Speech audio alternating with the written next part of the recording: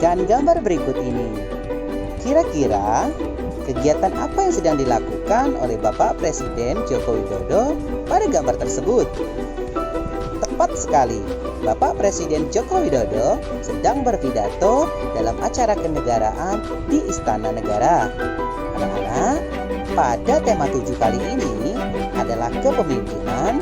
Kita akan mempelajari salah satu keahlian yang harus dimiliki oleh seorang pemimpin, yaitu berpidato.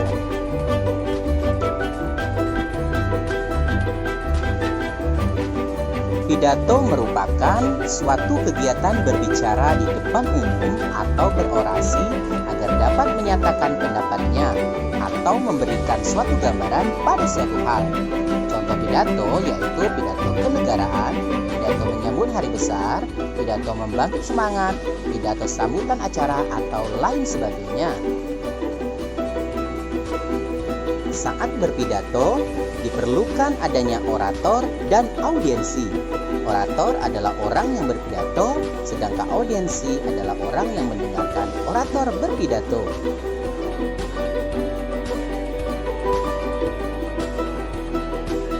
Tujuan pidato adalah sebagai berikut.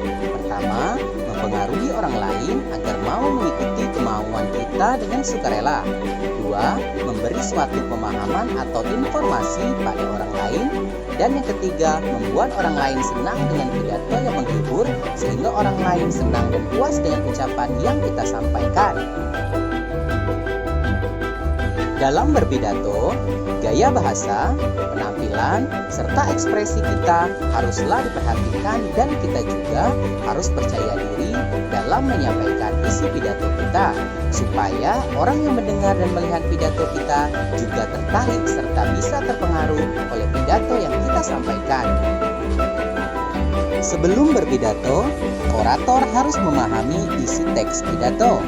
Teks pidato yang baik harus memiliki bagian-bagian. Adapun bagian-bagiannya adalah salam pembuka, kalimat sapaan, kalimat pembuka, isi pidato, kalimat penutup, dan salam penutup. Salam pembukaan adalah bagian dari teks pidato yang biasanya terletak pada bagian awal yang menjadi pembukaan pidato. Contohnya, selamat pagi, salam sejahtera, atau assalamualaikum.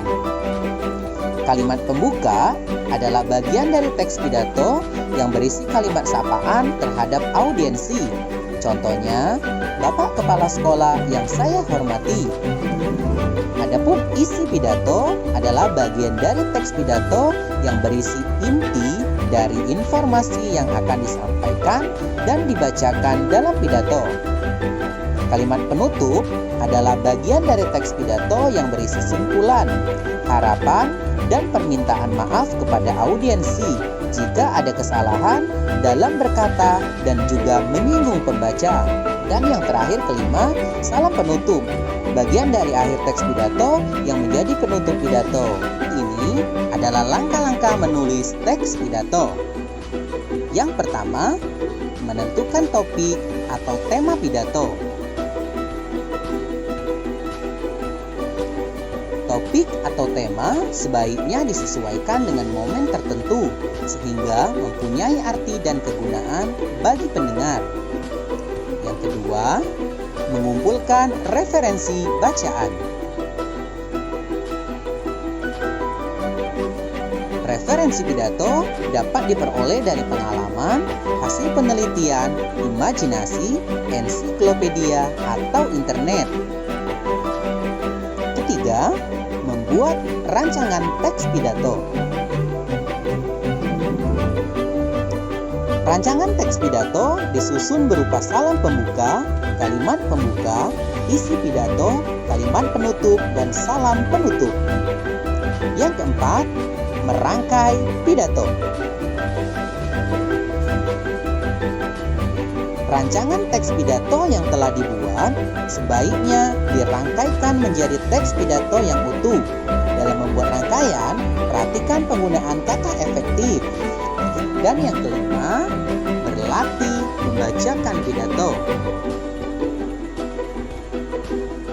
Setelah teks pidato jadi, berlatihlah untuk membacakan teks pidato yang telah dibuat. Saat berlatih, perhatikan pelafalan dan intonasinya.